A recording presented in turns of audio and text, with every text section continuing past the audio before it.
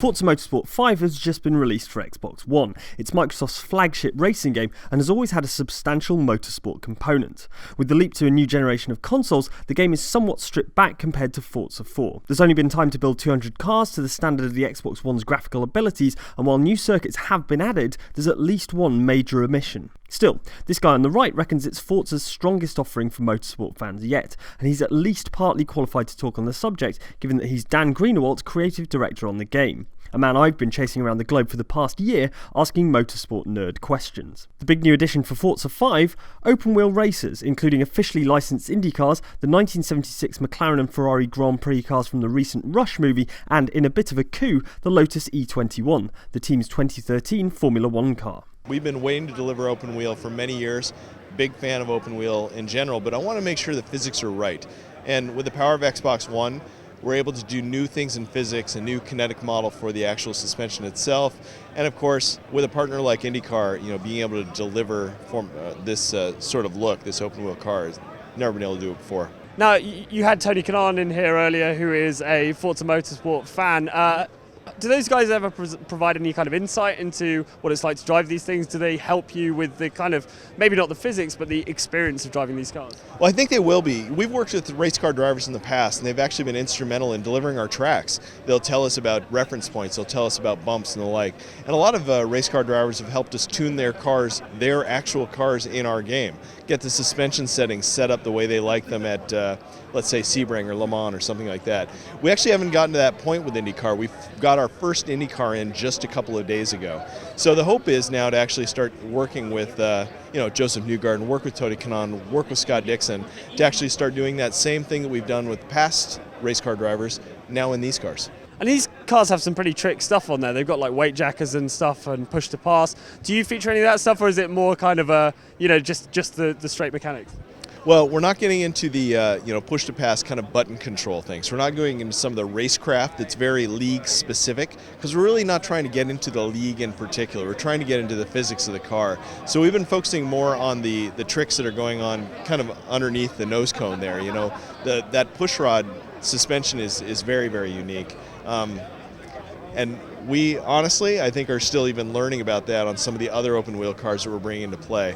Even these cars, though, they're so much faster than cars we've had in the game in the past. LMP cars are ridiculously fast, and the king of our drivers in Forza Motorsport 4 were some of these LMP guys who were incredibly quick. This is a whole new world. As soon as we got this car in, just basically a couple weeks ago, we put it in through our physics system and our PI, and it was off the charts. So we're going to have to rethink even how we classify these cars and the other cars we bring in. That avoidance of committing to league-specific content is a running theme in Forza. It's a game that attempts to cover all corners of car culture, not just motorsport. So while as IndyCar in the game, there's only actually 4 cars. You'll have to rely on the community to paint up the rest of the liveries.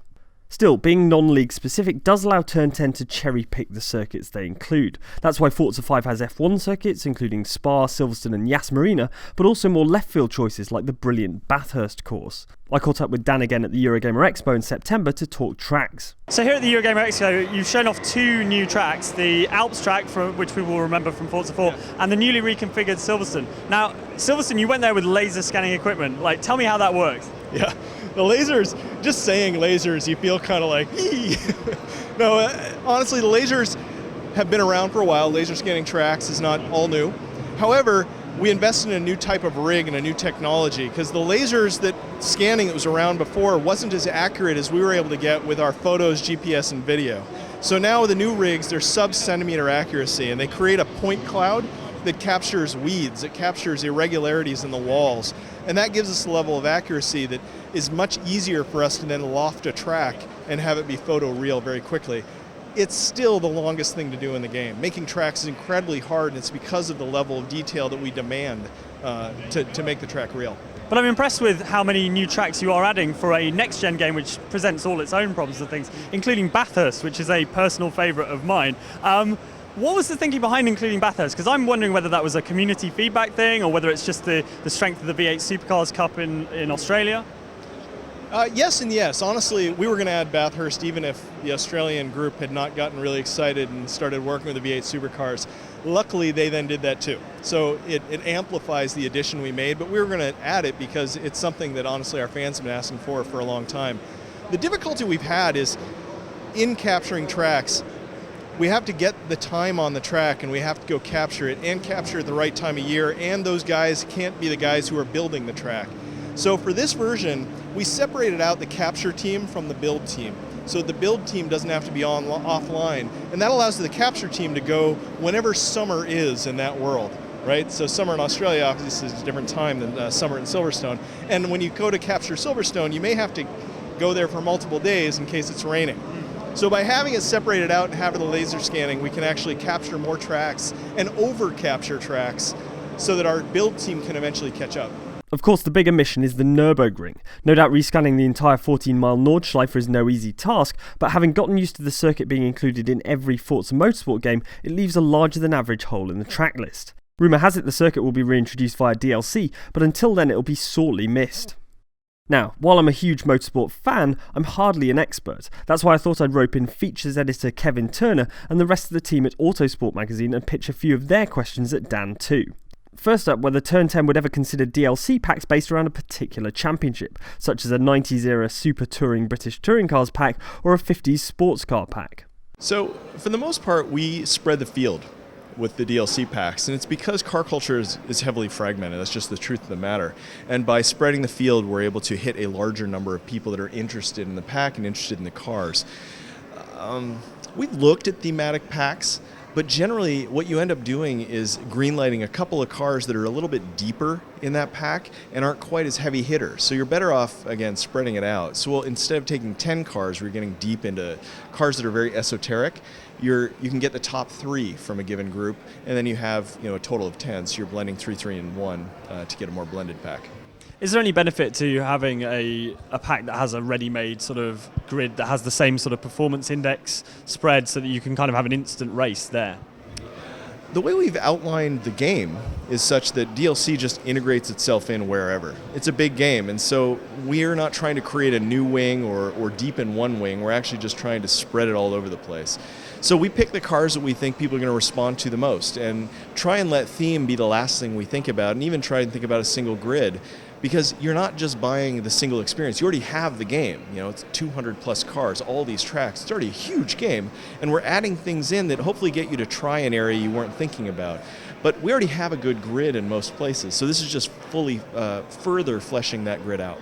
In terms of something like the Indycar, I mean, obviously you have 4 Indycars in the game, but how do you flesh out that grid? Because they're again fairly extreme sort of examples.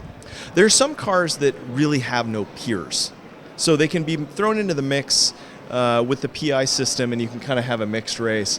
But they're they outgun things so greatly that the only things they can compete with is themselves. So the E21 is one of those. The Indy cars are like that. To a certain degree, the LMPs are as well. And then once you get below there into like GT class cars, actually you can build those in the game. So when we're looking at some of the DLC we're going to add that is more formulaic, like those, meaning a very, very high-spec formula car, for example, those we have to be more creative about how we create a field. When it comes to something like the E21, there are certain limitations of what we can add there, so the E21 is what we've got. The Autosport team were also interested in official class groupings. So we are able to use any class we want to create. So we do have a prototype class, for example, which is really LMP1. It's just we can also pull in cars that are not necessarily from Le Mans, but are still prototype and actually should race against that same spec because they have a 900 kilo or similar power numbers. So we try and do, again, blended. I mean, that's really what this is about, is we try and make it so that people can live out fantasies that you would argue about on the forums, right? Or what would win, this or that? And we try and let you prove that out using our physics engine. Finally, having driven the odd race car themselves, the team at Autosport reckon low-speed grip is more manageable in the real thing than in the game. What's Dan's response to that? And is there a balancing act between playability and realism? That's a really interesting comment. So for the most part, we treat this as science. So we research, and we question our research, and we re-research. And we get partners like Calspan, partners like the Audi R18 program, McLaren, to help us research new topics. So it is a play set, though. So we're not actually going in and, I guess you'd say, we're not trying to tune a car to feel right. We're building the length of the A-arm, the weight of the drive shaft, and then it just becomes right. So I don't see it as a balance. between playability and realism. To me, we start with realism and we treat it as if it can't be compromised. And so we push and we push and we learn new things and we do new things in the physics, and we don't compromise there. Then we add assists on top without ever going and retouching that other layer. Now, does that mean that our simulation is perfect? No, because that's a silly thing to say. We don't know enough about science to even build a real one. And the truth is, a lot of the simulation that's done by the auto manufacturers is done on supercomputers offline, because there is no console or PC in the world that can actually do it in real time.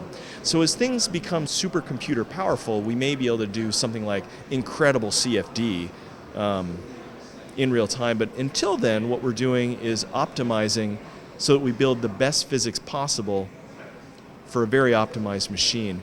The thing that was most interesting to me was the tire physics. The test we did with CalSpan and the new suspension geometry has really brought the cars to life in a way that, I don't think it's even about, is it a console sim or a PC sim? The things we're doing here require new wings of science to get correct. And the power of the Xbox One is pretty amazing with what we're able to simulate. So there you have it, the creative director of Forza Motorsport 5 grilled from a motorsport fan's perspective. For more on Forza Motorsport 5, do subscribe to our YouTube channel at youtube.com/OutsideXbox, and we'll see you next time.